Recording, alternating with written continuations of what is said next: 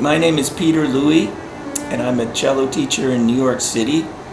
I've been teaching for about 40 years, and most of that time I've always been teaching adults as well as young people. And I enjoy the mix of the different kinds of enthusiasm that the different kinds of students bring. It allows me to tell different kinds of jokes, it's all part of the same thing. We're trying to use the beautiful instrument of the cello to reach out and share with other people the experience of being human, and for that process there's a lot of technique involved with an instrument like the cello. And so my workshops, I started, I was teaching at a school in New York City called the Turtle Bay Music School, and there's a wonderful piano teacher there named Bruce Potterton, and he started a program in Lubec, Maine, which is right on the Canadian border in Maine, to teach piano students.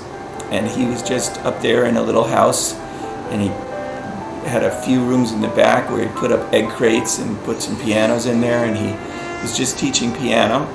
And he asked me if I'd like to come up and teach cello there. And I said, I'll give it a try.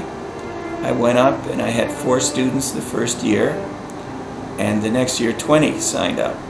Wow. And then we got, there was back then, it's about 25 years ago, there was a little publication called Cello News, which was basically a flyer that went out 2 or 3 times a year. But they did an article about the workshop, and it took off even more. I had some weeks where we had more than 20 students, so I had to bring up some other teachers, and found some really fine teachers, and we stretched the whole thing out, so it ran all summer long, week-long workshops, and it was doing great. And then COVID hit, and last year I wasn't surprised that they had to cancel, but this year, in about March, they decided it was just too complicated to do the Summer Keys program again, because it had grown. In addition to having all these cello weeks, there were violin weeks most of the summer, and piano weeks all summer, and all kinds of other instruments as well. So it turned into a big thing with an office and a bunch of people working full time, aside from the teachers, and it was just too complicated with COVID to try to do it this year. So last year I had done it virtually, which made sense because there were no vaccines, and so this year, since there are vaccines, I thought I would offer it both virtually and in person in Midcoast Maine, which is where I was, not that far up. It's a gorgeous section of Maine, just about an hour north of Portland, and so that we're going to be in Bath, and it looks like there's a lot of interest in the actual in-person workshop, and so it's filling up. But if you're a cello player,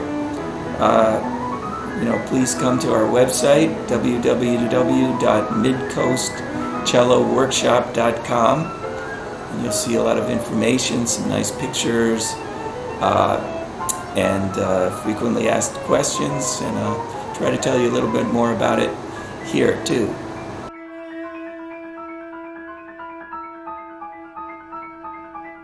One of the beauties of the workshop is that different people,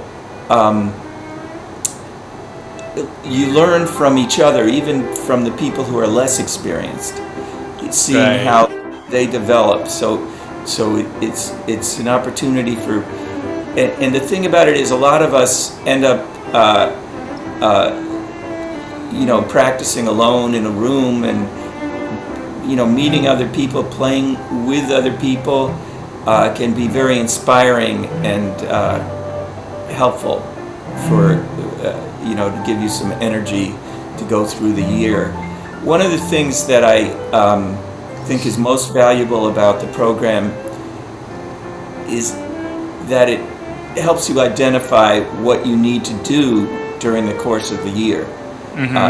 In your studies, not just what you accomplished during the 5 days of the workshop, but how it gets you ready for continuing to work, seeing you able to define your goals a little bit, and it can be very helpful that way.